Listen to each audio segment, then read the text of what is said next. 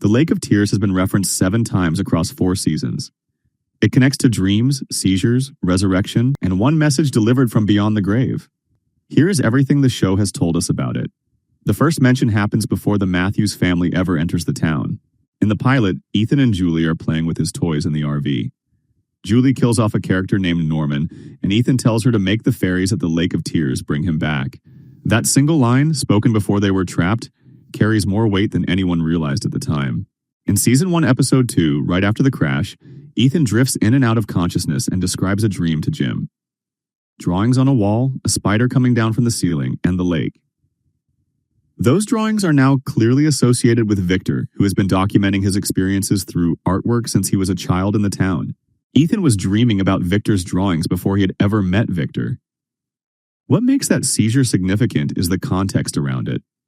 Ethan had just entered the town when it happened. Since then, seizures have appeared throughout the series tied to supernatural experiences. The priest had one before crashing into town. Julie's story walking ability is connected to them. Marielle noted in Season 4 that seizures are not uncommon in the township. That pattern suggests Ethan's dream about the lake was not random. It was the town communicating something to him from the moment he arrived. Later in Season 1, Ethan connects the lake directly to his dead brother Thomas. He tells Jim he pretends Thomas went on a hero's quest to save the kingdom. Jim immediately gets up and leaves the room to cry.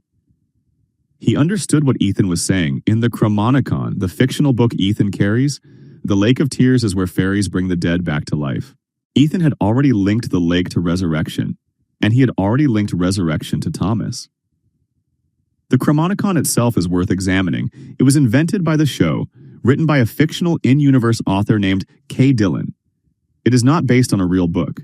That detail matters because the show created it deliberately, meaning every reference Ethan pulls from it is intentional.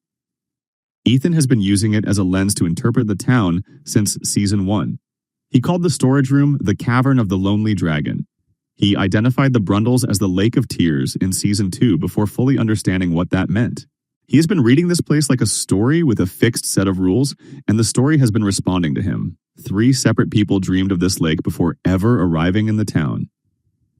Elgin asked about a lake the moment he stepped off the bus.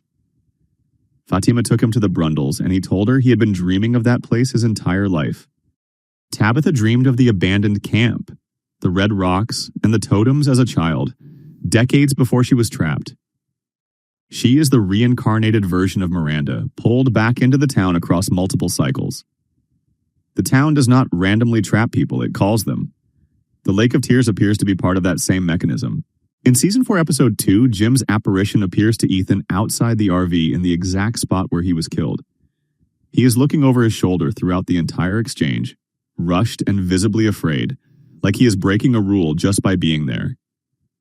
The only message he delivers is to find the lake. Then Tabitha arrives, and he disappears before Ethan can ask a single follow-up question. This encounter fits a pattern the show has established. Boyd has seen Father Cautry multiple times. Tom the bartender appeared to Jade. These apparitions are calm, purposeful, and oriented toward guiding people in the right direction. Jim's appearance had the same quality. There was a warmth to it that the town's evil forces have never been able to replicate, even when attempting to deceive people. The scene felt real because, in the logic of this world, it likely was. The message the man in yellow left on the barn wall directly behind Jim's body reads, "Knowledge comes at a cost." That is not a general warning. It is a receipt. Jim learned something. He paid for it with his life. And his ghost came back anyway, under pressure, pointing his son toward the place he came from. The man in yellow does not want Ethan to find this lake. That opposition alone signals how important it is. If the town runs on reincarnation, Tabitha as Miranda, Jade as Christopher, cycling back across centuries, then something has to function as the mechanism pulling souls in and out. The Lake of Tears may be that threshold, the boundary between dead and alive inside Fromville. Jim appeared at the site of his death and directed Ethan toward the lake. That sequencing is unlikely to be coincidental. The show has also positioned the Matthews family at the center of whatever the resolution looks like. Tabitha found the lighthouse. Julie is developing story-walking abilities. Jim has now tasked Ethan with finding the lake. A lighthouse by definition implies a body of water nearby.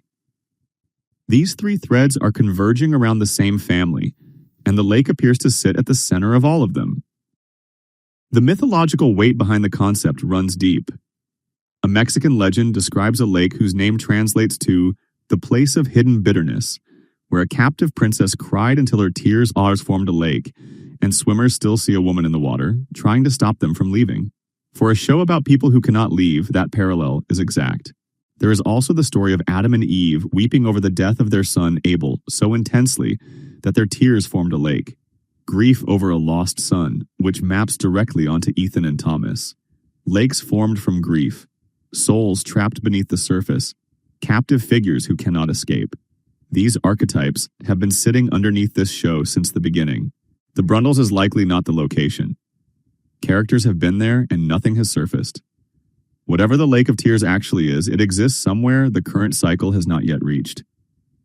Ethan has been carrying the map in his backpack for 3 seasons. He just did not know that was what it was.